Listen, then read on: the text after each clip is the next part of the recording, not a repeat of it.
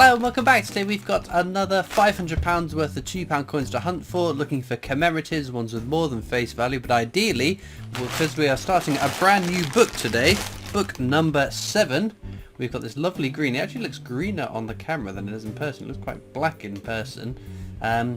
Totally new, an empty book. So every find today will be a new one, unless we have just a range of technologies and no commemoratives, but always exciting, always the most expensive video of a series as well, filling up the book to start with, but I look forward to a good few weeks of actually being able to put coins into a book, because when we get down to the last few like we've been recently, it gets a little bit trickier, but no, very excited to start book number 7.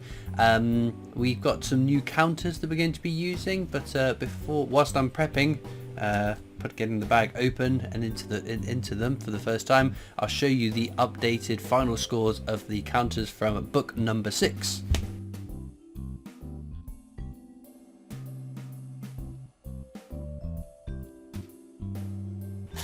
Okay then, we'll go into the first bag first, of course, and then we'll get into new counters. So this is Technologies. It's the definitive design up to 2015. None of them are sort of low minted enough to make them worth keeping in my mind, and it looks like first bag of the new book is a case of the diddlies. So counters, I used counters to track how many coins over the course of filling a book we actually find. It's always interesting to see at the end a wrap up to how many that ends up being. So we're going to keep some of them. So the VE Day Anniversary, being the most common circulating £2 coin. It's a bit like Benjamin Bunny, gets permanent place on the counters. Commonwealth Games, there's one counter for all 4 Commonwealth Games. Again, it's interesting to see how many Commonwealth Games we find and how many duplicates we end up getting. I think we had, was it 5 Commonwealth Games, meaning 4 were unique ones, 1 double up in the last book. Navy Centenary I'm going to keep because it's my favourite circulating £2 coin, so I like to see how many of those I find. And then we've got a couple of new ones that's substituting. We've got Charles Dickens there, very, very common, but you'll see plenty of that, but that is, again, new one for the book, of course. So I decided I wanted counters for the Act of Union and the abolition of the slave trade, and they are replacing the Lord Kitchener and Army Centenary trackers, because I was tracking Kitchener and Army Centenary because there are known errors to be found on the rotations or inscriptions or whatever, or the mule error. Oh look, Brunel's achievements, Archers at Paddington Station there. So yes, Act of Union and the abolition of the slave trade will have a counter each. Then instead of underground trains, which is sort of my dual counter for 2 different ones, we're going to use that for Britannias. So it could be a 3-way counter, but it's going to be a 2-way counter until, ooh, there we go, Charles Darwin there. Very nice, smidge of face value now, that one. So yes, it'll be a 2-way counter until we actually find a 2021 Britannia, and then it'll grow a 3rd blob for another number. There's Dickens again. Again, just see how many of each Britannia we find. And then finally, an additional counter that's not replacing one. It was suggested in the comments to have a counter for fake coins. Now, every now and again I do come across a fake £2 coin. I haven't quite figured out in my head yet how I'm going to make the fake counter look like a fake coin, but I'm sure I can figure something out before this video needs to be uploaded. So yeah, I do come across fake coins from time to time. I do keep them because you can't spend them, and I don't want to send them back to the bank, because I pay into a different bank from where I take out, and that would be a bit rude, putting fake coins in there. Oh, there we go, our first coin for the counters. Abolition of the slave trade. So part of the rationale of having a counter for this is that there are 2 versions of this coin. This one, which is the one put into circulation, you can tell because it's got a sort of a bobbly mottled finish on the inner part and no initials at the bottom right of the 7.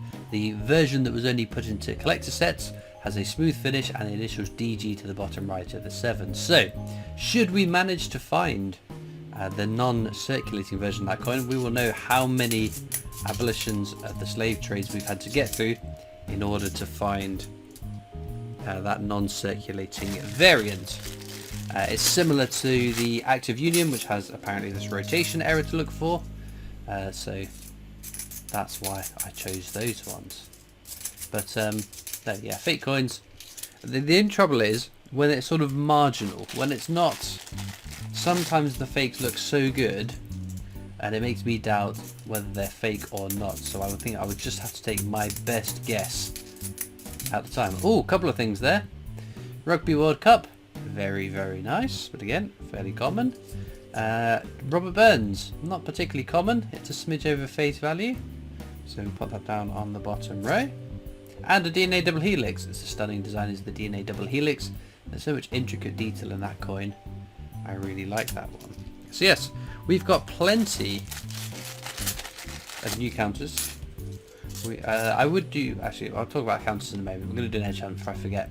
Right, £2 coins have edge inscriptions unique to the designs. If it says standing on the shoulders of giants, then you've got yourselves a technologies definitive. So we've got giants, giants, giants, shoulders, giants, on these shoulders of giants, shoulders of shoulders. Okay, I think we've got nothing there. Yeah, case of the diddlies. Let's try again with another bag. Let's see if we can get a little bit lucky with this bag maybe. We have got on the giants, standing, shoulders, shoulders, the shoulders, standing. Oh dear. Rubbish. Yep. Double diddlies. We can't have triple diddlies, can we? That would just be outrageous. We definitely have to go see someone after a bout of the triple diddlies. Right, shoulders, shoulders, the shoulders, the shoulders, shoulders, giants, giants, shoulders, shoulders, standing. Oh dear. Right, time to give up on those inscription hunts for this video. We'll do them again. Obviously we'll do them again. It's good fun figuring out what a coin is based on its edge inscription. But hopefully I will remember the counters we're using. Because practice, practice, practice. VE the anniversary there. Our first one for the book. Now obviously I did get some rare coins towards the end of the last book before we completed it naturally. So things like Mary Rose's Olympic Rio handover. And lots of people said, why don't you just put those rare ones into the book? Well, that's double dipping. It's double dipping. I've never done it before and don't plan to do it. If I was to start book 7 whilst still completing book 6, I think it gets a little bit messy. I like nice clean cut. We finished the book in this video. We're going to start the next book in the next video. I don't want any overlap or confusion. And if we get stuck on an Olympic Rio handover, so be it. I'm going to be looking through the coins each week anyway, or no, each video anyway. It's just a case of maybe they can, maybe they can't go into the book. Right, Act of Union. So if you hold it with the thistle on top, as the thistle for Scotland is north, the rose of England, and rotate it 180 degrees. That's the way the Queen should be facing. Actually, King Charles III will face to the left. Not that there are any circulating £2 coins with his image on them yet. And it looks like that's all we're getting from that bag. So yes, we've got a few things on the counters already, which is pretty cool. I'd be interested to know what coins you guys think I'm going to get stuck on for this video. I know it's going to be the Olympic Rio handover because I found one after, I think was that after or was that before the Northern Ireland, not Northern Ireland, Scotland Commonwealth Games that wrapped up last book. I have a feeling it's going to be Rio handover. Oh, there we go, Brunel's portrait. And that's the second of the Brunel coins you can find. And obviously, we'll be going into the book. Nothing else in this little handful. Well, it used to be a case that I used to do 1 £2 coin hunt a week and 2 50p coin hunts a week, and I would weirdly up until I changed that at the start of this year, the books completed at very similar times. So I think we probably have to complete the £2 coin book once more to be able to then for the sort of time period for the 50p's to finish. Although we're getting very close to 50p's. Right, Army Centenary is very common. Check for the rotation error. Nope.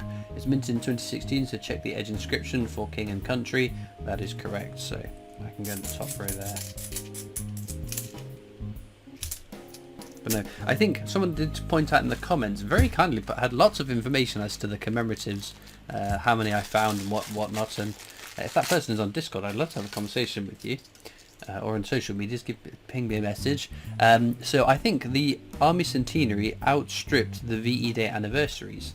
I think it's just where the Army Centenaries are still, in comparison, newer into circulation. So there's been less time for them to get damaged, battered, lost, or whatever. There you go, Trinity House there. Very cool. So I still think I'm still keeping it for the VE Day anniversary because that has the highest mintage figure. So if you ignore the fact that some of them are going to be damaged, it's similar to like the penny world record. I picked the year 2000. The year 1971 was a lower mintage. 1971 was a higher mintage, but loads more of those are going to have been damaged, lost from circulation compared to the 2000 penny.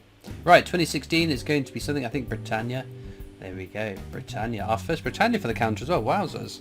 Well, lots of the new coins making appearances on their counters. No fake coins yet. That's good. We don't really want fake coins. Right.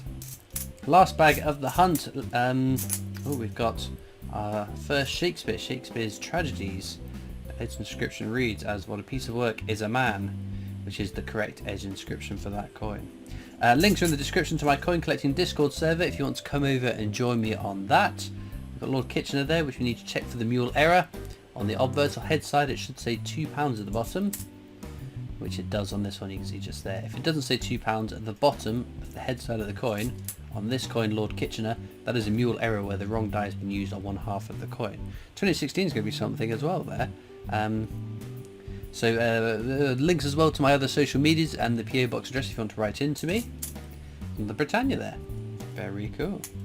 There's also links to the Britannia Coin Company's YouTube channel, who I work for as my day job, making videos for them, so please do check that out too. And we've got Steam Locomotive, Trevithic's Locomotive. Very, very nice. Well, a whole range of new coins. Well, everything is new. We've got lots of things to get put into the book, so I'm going to get onto that in a moment. I'm also going to check through the coins for any errors I might have missed throughout the hunt too. Well, unfortunately, no errors found, but 14 new coins for the book. Look at all of these. There's still lots and lots of gaps, but we will fill them over time. So how many episodes is it going to be? What's the last coin before we round off the series? Who knows? So let me know what you think in the comments. All that leaves me to do is thank you so much for watching. I hope you've enjoyed, and I'll see you next time for more coins. Bye.